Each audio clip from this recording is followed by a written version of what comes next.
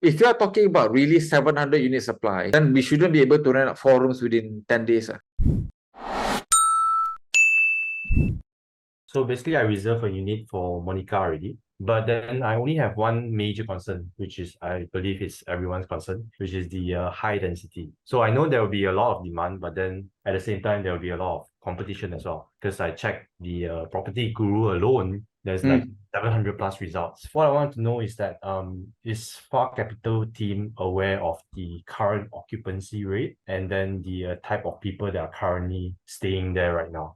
The current occupancy rate is very low because Block C, Block D, Block E has just gotten VP. I'll be very surprised to see there's any unit available for rent in these 3 blocks. So that's point number 1, right? Point number 2, what we know from not our units, but clients who bought before, they are able to rent out 4 rooms within 10 days. Okay. So that's where we are as of today. This is real life case study. Again, I'm not saying this is a representation of all the units. And I look at the unit looks very average.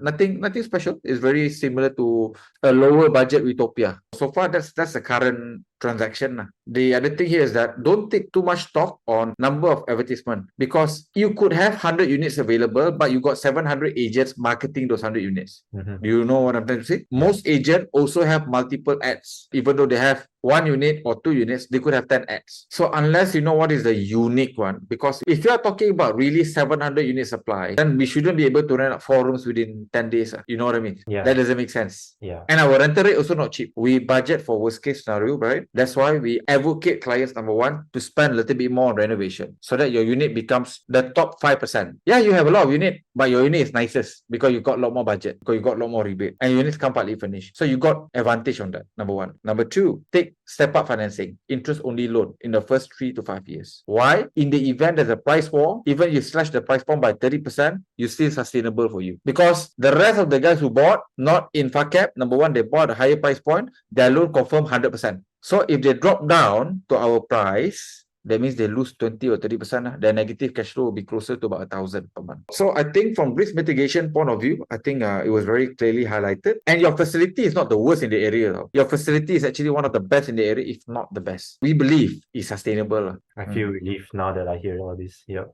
There are small things that you can put to the unit to make a difference. And sometimes it's just 1,000 or 2,000 ringgit, additional things. That's a good takeaway. Thank you.